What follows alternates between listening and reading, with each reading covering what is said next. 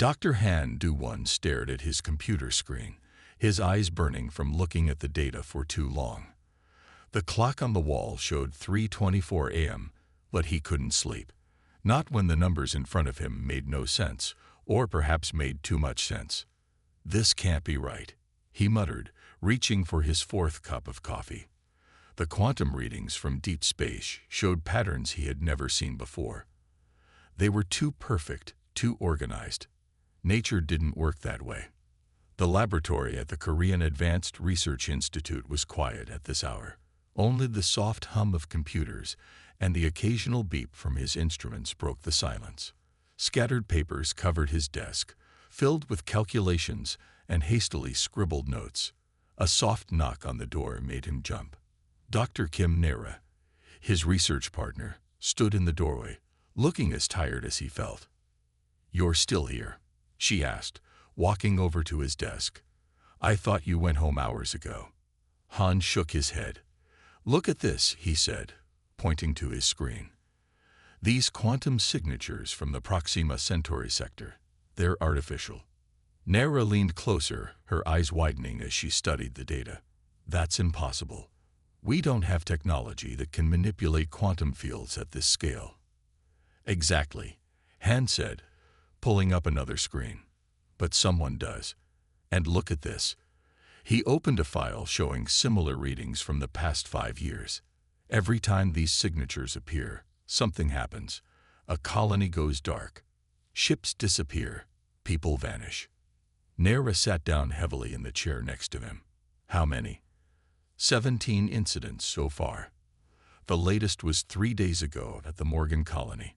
2,000 people just gone. The weight of his words hung in the air.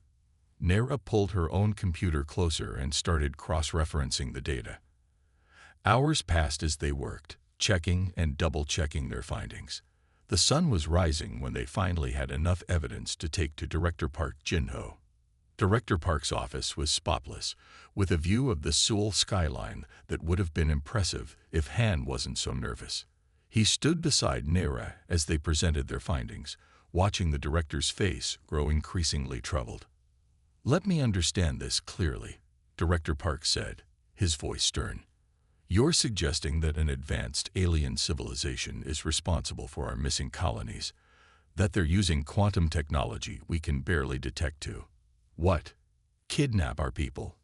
"Yes, sir," Han replied firmly. "The evidence is clear. These quantum signatures are like fingerprints. They show up before every disappearance, and they're definitely not natural phenomena. And now you've detected new signatures near Proxima Centauri." Nera stepped forward, pulling up a holographic display. "Yes, sir. But this time we caught it early. The signature is still active. Whatever, or whoever, is causing this is still there." Director Park stood up and walked to his window, looking out at the city below. "Do you understand what you're asking me to believe? That in all our years of space exploration, we've not only found alien life but discovered that they're attacking our colonies?" "Sir," Han said, his voice quiet but firm, "I know how it sounds, but the math doesn't lie. These signatures are real. They're artificial. And they're connected to every major disappearance in the past 5 years." The director turned back to them, his expression grave. "If you're wrong about this, it will end both your careers. You understand that? And if we're right and do nothing," Nera countered, "we're letting more people disappear." Director Park was silent for a long moment. Finally, he nodded. "I'll contact the United Earth Coalition. But I want absolute proof. No theories, no maybes. I need evidence that will convince people who are a lot less willing to believe than I am." The next week was a blur of activity. Han and Nera worked around the clock, refining their detection methods and gathering more data. They discovered they could track the quantum signatures more accurately by modifying their deep space sensors to focus on specific frequency ranges. Then, on a quiet Tuesday morning, they got their proof. Han was adjusting the sensors when the readings suddenly spiked. "Nera," he called out, his hands flying over the controls. "Look at this. The holographic display showed a massive distortion in space near the Proxima Centauri colony.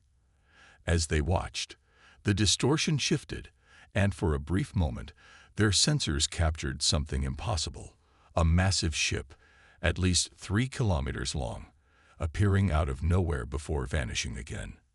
"Did you record that?" Nera asked, her voice shaking. Han nodded, already running the data through their verification protocols. "Every second of it.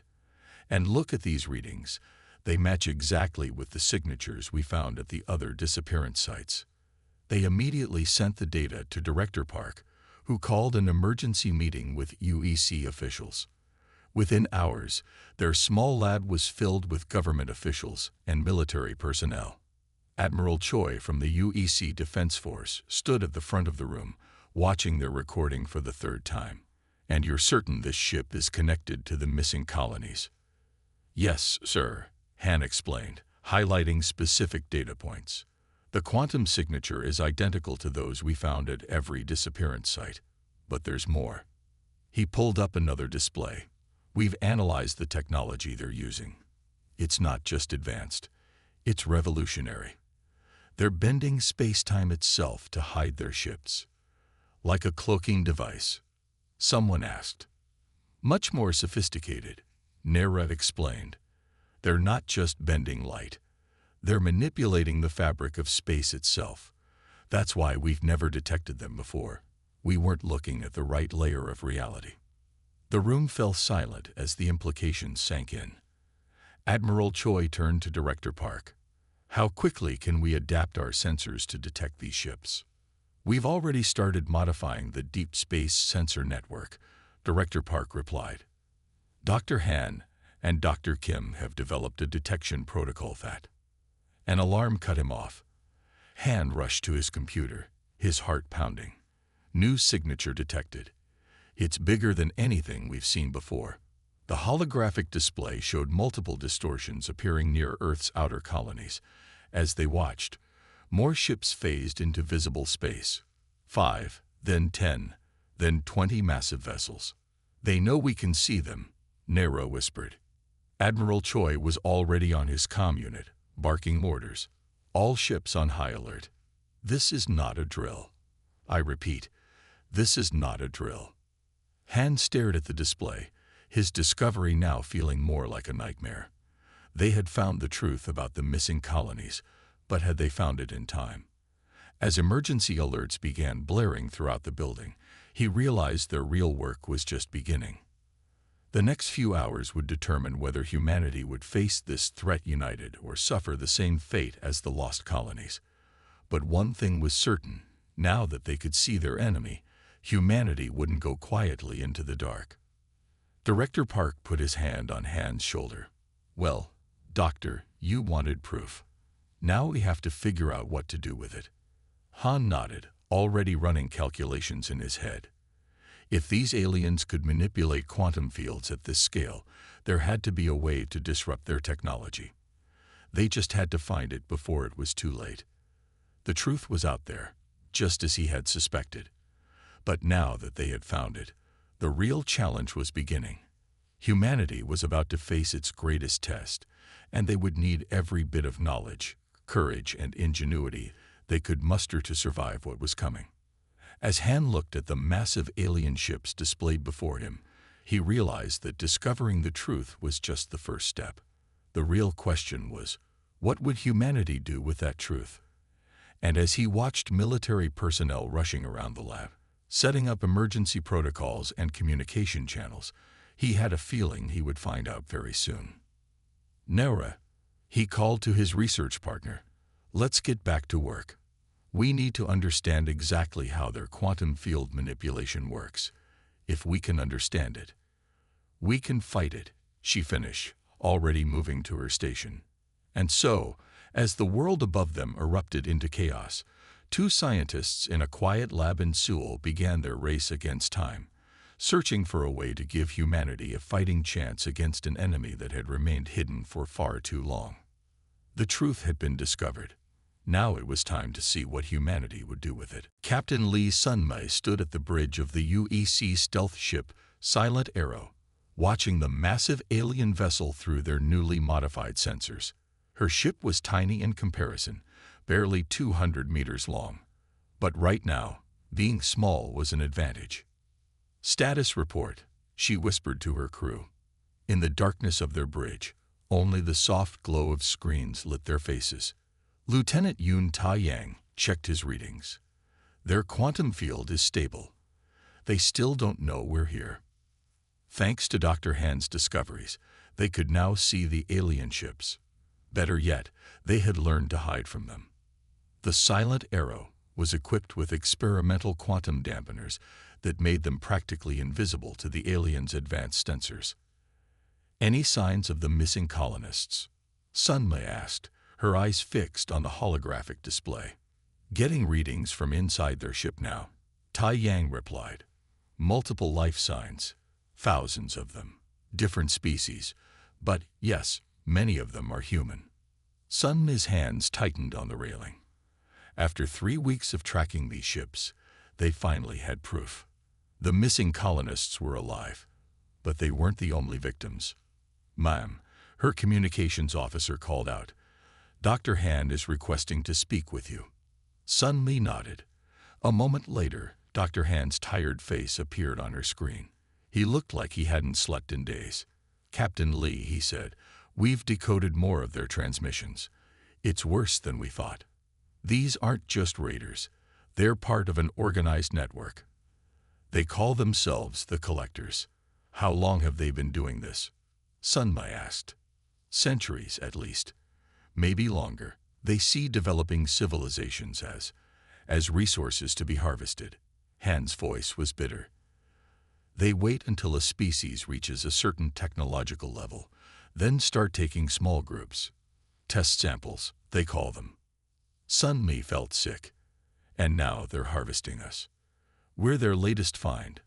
But something's different with humans. The transmissions we've decoded, they sound worried.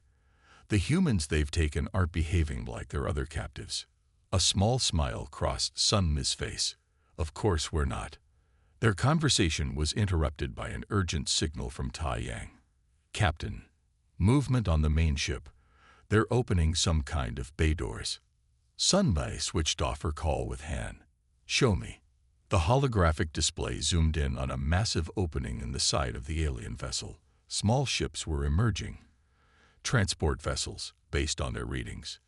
"They're starting another collection," Tai-Yang said grimly. But before Sunmei could respond, something unexpected happened. One of the small transport ships suddenly veered off course. Its movements were erratic, nothing like the precise patterns they'd observed before. "What's happening?" Sunmei demanded. "The transport. It's not following their flight path. And look at these readings. The quantum field around it is destabilizing." The rogue transport was now heading directly away from the main ship, its engines glowing brightly. The massive collector vessel turned, trying to track it. "They're targeting the transport," Tai-Yang shouted. Sunmei made a split-second decision. "Break our cover. Get between that transport and the main ship. Weapons hot." The Silent Arrow burst into visible space, its quantum dampeners powering down. They positioned themselves between the fleeing transport and the collector vessel, their weapons charging. "Open a channel to the transport," Sunmei ordered. After a moment of static, a voice came through. Human, female, breathing heavily. "This is Choi Eun-ha, former colonist from New Jakarta settlement. Please help us. This is Captain Lee Sunmei of the UEC Intelligence Division. We're here to help. Can you dock with our ship?" Yes, I think so. I learned how their systems work. Had to get us out." The massive collector ship was turning its weapons toward them now. Sunmei knew they couldn't win a direct fight. "Lieutenant Yun, prepare for emergency quantum jump. Yunha, match your speed with us. We're getting you out of here." The next few minutes were chaos.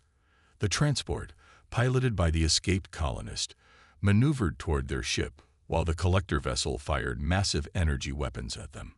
But Sunmei's crew was well trained. They dodged the attacks, using the quantum field disruption techniques Dr. Han had developed. As soon as the transport was safely docked, they jumped away, using their own version of the collector's quantum technology to escape.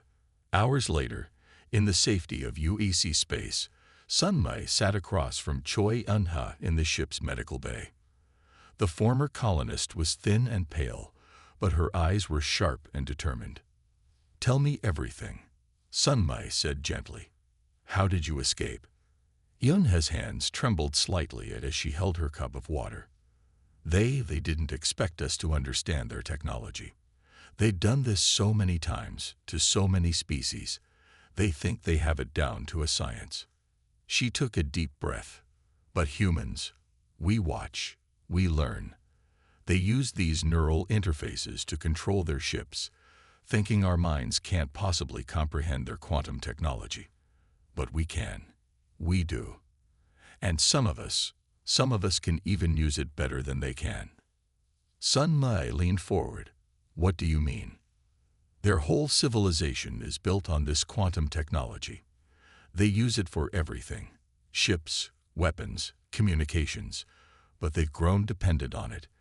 They don't innovate anymore. They don't adapt." A small, fierce smile crossed Eun-ha's face.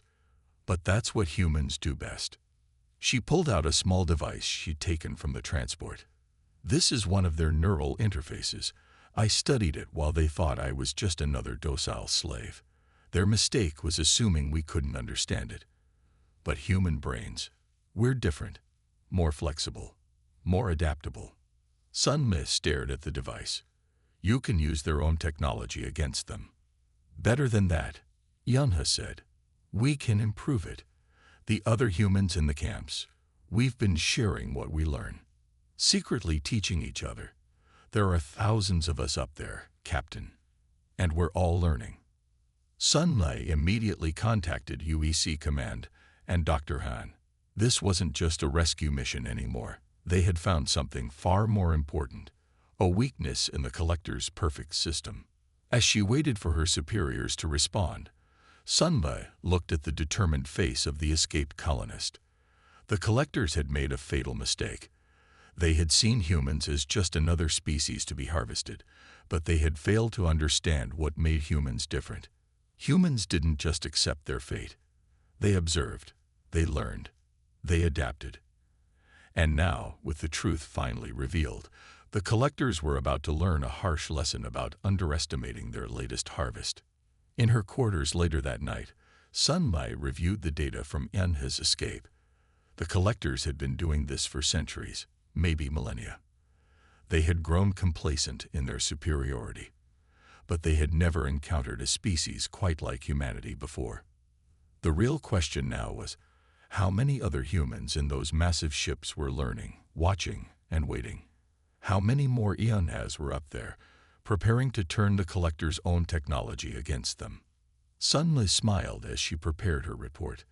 The truth wasn't just discovered, it was about to become a weapon. And the collectors had no idea what was coming. Commander Kang Min-ho watched as Chief Engineer Ba Ji-soo connected the captured neural interface to their test system. They were in a secret UEC facility deep underground, where the brightest minds on Earth worked to understand the collector's technology. "Are you sure this is safe?" Min-ho asked, eyeing the alien device. Ji-soo adjusted her safety goggles. "Safe? No. Necessary? Yes." She looked up at him with determined eyes. "We have to understand how their technology works if we want to fight back." The laboratory was filled with stolen collector equipment, much of it obtained through daring raids led by Captain Lee Sun Mei and other UEC officers. Each piece was a puzzle they needed to solve. Security Officer Song Da-hyun stood by the door, his hand never far from his weapon. After what happened last week, when a piece of collector tech had nearly blown up half the facility, no one took chances anymore. "Shin Ha-won says the AI analysis is ready," Da-hyun reported. "She's found patterns in how the neural interfaces connect to their ships." Min-ho nodded. Ha-won was their best AI specialist, and her work had been crucial in understanding the collector's technology. He pressed the intercom button. "Ha-won, Show us what you found. The main screen lit up with complex data patterns. HFY's voice came through the speakers, excited despite her usual calm demeanor. Look at these neural patterns. The collectors designed their interfaces for their own brain structure, but human brains are different, more adaptable. We don't just use their technology, we can improve it. Jisoo connected the final wire to their test system. Ready to demonstrate? She asked. Minho took a deep breath and sat in the test chair. They had modified the neural interface based on HFY's findings. If it worked, it would prove that humans could do more than just use collector technology. They could master it. Beginning test sequence, Jisoo announced. She attached the modified interface to Minho's temple. Remember, just like we practiced, don't fight the connection. Let your mind adapt to it. The sensation was strange, like diving into cold water, but inside his head. Minho felt the system trying to connect with his thoughts, but unlike the crude first attempts months ago, this time it felt natural. Neural connection stable, HFY reported. Brain activity is normal. He's doing it. On the test platform in front of them, a small piece of collector technology, a simple anti-gravity unit, activated. Minho could feel it in his mind, like a new limb he never knew he had. With a thought, he made it rise, spin, and dance through the air. Amazing, Dahyun whispered. He's controlling it better than the collectors do. Not just controlling it, Jisoo said, checking her readings. He's improving its efficiency. The power usage is 30% lower than their original design. Minho opened his eyes, maintaining his control of the anti-gravity unit. This is just the beginning. If we can control their small tech this well, we can control their ships. HFY finished through the intercom. Their weapons. Everything. The implications were enormous. The collectors had relied on their advanced technology to maintain their power for centuries, but they had never expected their victims to understand it, let alone improve it. Just then, alarms began blaring throughout the facility. Dahyun rushed to check the security feeds. Multiple collector ships just appeared in orbit. They found us. But Minho smiled. This was what they had been preparing for. Send word to all UEC commands. Operation Shadow Strike begins now. Across the planet, other secret facilities like theirs had been preparing for this moment. Hundreds of human operators, trained with modified neural interfaces, stood ready. The collectors thought they were launching a surprise attack. They had no idea they were flying into a trap. All teams, execute your orders, Minho commanded through the facility's communication system.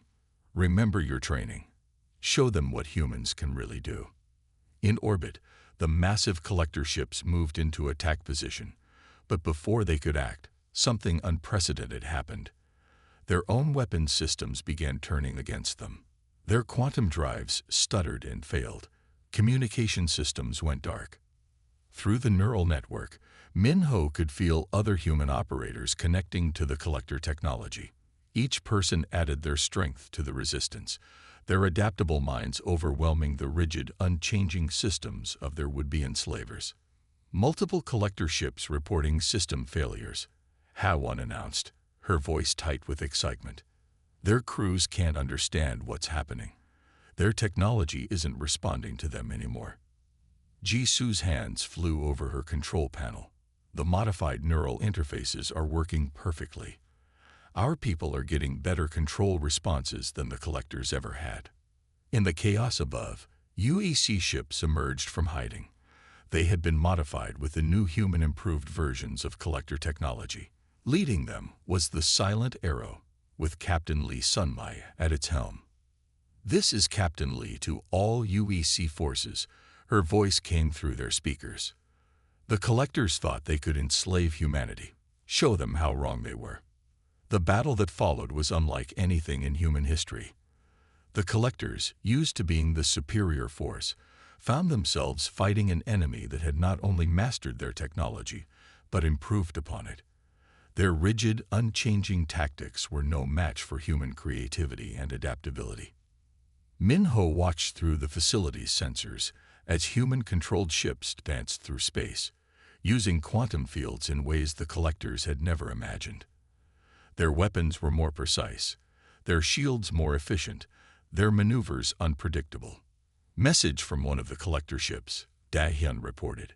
They're trying to surrender. Of course they are, Ji-soo said with a grim smile. They just realized they're not the most advanced species anymore. But the battle wasn't over. This was just one group of collectors. There were more out there, and they would come when they learned what had happened here. Send word to all facilities, Minho ordered. Begin mass production of the modified interfaces. Train everyone who shows compatibility. The collectors will be back with reinforcements, and we need to be ready. He looked at his team. Ji-soo with her brilliant engineering mind, Da-hyun with his unwavering vigilance, and Ha-won's voice still coming through the speakers, analyzing data even in the midst of battle. This was humanity at its best. Adapting, improving, overcoming. The collectors thought we were just another species to harvest, Minho said. They didn't realize they were giving us exactly what we needed to defeat them, the tools of their own destruction. As reports of victory came in from orbit, Minho and his team were already planning the next phase. The collectors had spent centuries building their empire of slavery. Humanity would need more than one battle to bring it down. But now they had proof. Humans weren't just capable of using collector technology. They could master it, improve it, and turn it against its creators. The age of the collectors was ending, and a new era was beginning. An era where humanity would ensure no species would ever be enslaved again. Admiral Kim Hyun-woo stood on the bridge of the UEC flagship Liberator, watching as ships from a dozen different species gathered around Earth. 6 months ago, these aliens had been slaves. Now they were allies, brought together by a common cause: the complete destruction of the Collector Empire. Status report. He called out to his crew. All Allied fleets report ready, his communications officer responded. The Durans, Vaxi, and Meridians are in position. Their ships have all been upgraded with our modified quantum technology. Hyun-woo nodded. After the first battle over Earth, humanity had shared their improvements to collector technology with other enslaved species. The results had been remarkable. Each species found their own unique ways to adapt and improve the technology. Dr. Han Du-won, now serving as the fleet's chief science officer, approached with a tablet. Admiral, the quantum detection grid is active. We'll know the moment the collector reinforcements arrive. How many ships are we expecting? Based on the data from our liberated allies, at least 300 collector vessels. Han's face was grim, their largest fleet ever assembled. Hyun-woo wasn't worried. They had something the collectors didn't understand: unity. Each allied species brought their own strengths to the fight. The Durans had incredible tactical minds. The Vaxi understood quantum physics in ways even humans didn't. The Meridians had developed new ways to shield entire fleets. Captain Lee Sun-mi's voice came through the comm system. Admiral, the Silent Arrow has detected quantum disturbances. They're coming. All ships, battle positions, Hyun-woo ordered. Remember your training. We know their weaknesses now. Space itself seemed to bend as the collector fleet arrived. Their massive ships appeared in waves, their quantum fields distorting reality around them. It was meant to be intimidating. Once it would have been. A transmission came through on all channels. The Collector Supreme Commander's alien face appeared on their screens. Humans, you have corrupted our technology and turned our property against us. Surrender now, and your species may yet survive as our slaves. Hyun-woo stood tall. We have a counteroffer. Surrender your fleet, free all your remaining slaves, and face justice for your crimes. This is your only warning. The Collector laughed, a strange, hollow sound. You dare to threaten us. We have harvested civilizations for 10,000 years. You are nothing but cattle to us. Then you've learned nothing. Hyun-woo turned to his crew. Commander Kang, is your team ready? Commander Kang Minho stood with his neural interface team at their stations. Ready, Admiral. All human operators are linked with their ships. The quantum disruption network is charged. Captain Lee, begin Phase 1. Across the Allied fleet, thousands of neural interface operators, human and alien alike, connected with their ships. The quantum field they generated wasn't like anything the collectors had ever seen. It was organic, adaptable, evolving in real time. The collectors fired first, massive energy weapons lighting up space. But their attacks met something new, a defensive network that learned from each hit, growing stronger with every attack. Phase 2, Hanmu commanded. Show them what unity looks like. The Allied fleet moved as one. Duran tactical genius combined with human adaptability, and Vaxi quantum mastery. Ships danced through space in patterns that should have been impossible, their weapons finding gaps in collector defenses that had never existed before. On his specialized console, Dr. Han monitored the quantum fields. Their ships are trying to adapt, but they can't keep up. Their technology is too rigid, too set in its ways. The battle raged for hours. But with each passing minute, the Allied forces grew stronger. They learned from every exchange, every tactic the collectors used. The slaves had become the masters. Multiple collector ships are powering down, Captain Lee reported. Their crews are. They're surrendering, Admiral. They're asking for mercy. The Supreme Commander's ship is trying to flee, Commander Kang added. Should we pursue? Hyunwoo shook his head. No need. Chief Engineer Ba. In the engineering section, Ba Jisoo activated the device they had been saving for this moment. A quantum pulse rippled through space, something she had designed based on everything they had learned. It was elegant in its simplicity. It didn't destroy collector technology. It just showed their crews the truth. On every collector ship, screens activated. They showed the history of their empire. The countless species harvested, the lives destroyed, the civilization stunted. But it also showed something else, how those same species had grown stronger together, how they had improved upon collector technology in ways its creators never imagined. The Supreme Commander's ship has stopped, Captain Lee reported. They're standing down. The battle was over, not through destruction, but through revelation. The collector's greatest weapon had always been their secrecy, their victims' ignorance. Now that was gone forever. In the days that followed, the Allied species began the long process of dismantling the collector empire. They found more slave worlds, more harvested species. Each one was freed, offered membership in the new alliance of free species. 1 month after the final battle, Admiral Kim stood in a ceremony hall on Earth. Representatives from every freed species gathered to sign the alliance charter.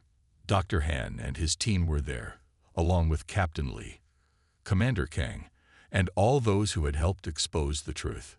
The collectors thought they were superior because they had better technology, Hyunwoo said in his address to the gathered species.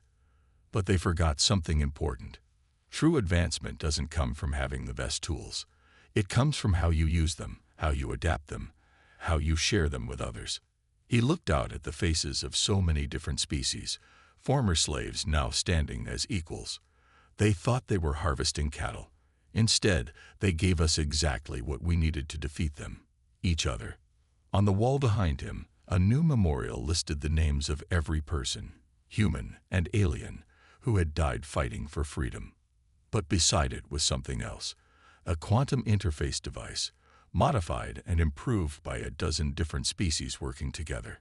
Dr. Han stepped forward. The neural interfaces we captured were just the beginning. Working together, we've already developed new technologies that the collectors never dreamed of. But this time, they'll be used to help people, not enslave them. As the ceremony ended, Hyunwoo walked to the window.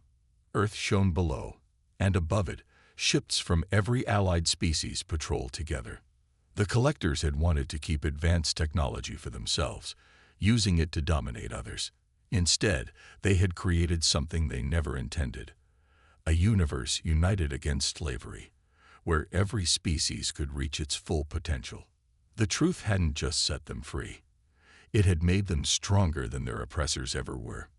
In his office later that night, Hyun-woo read reports from across the galaxy. More former slave species were joining the Alliance every day. The Collector's empire of secrets and slavery was being transformed into a network of cooperation and advancement. They had discovered the truth about the Collectors. But in doing so, they had discovered an even greater truth about themselves. No species, no matter how advanced, could progress as far alone as they could together. The age of the Collectors was over. The age of unity had begun.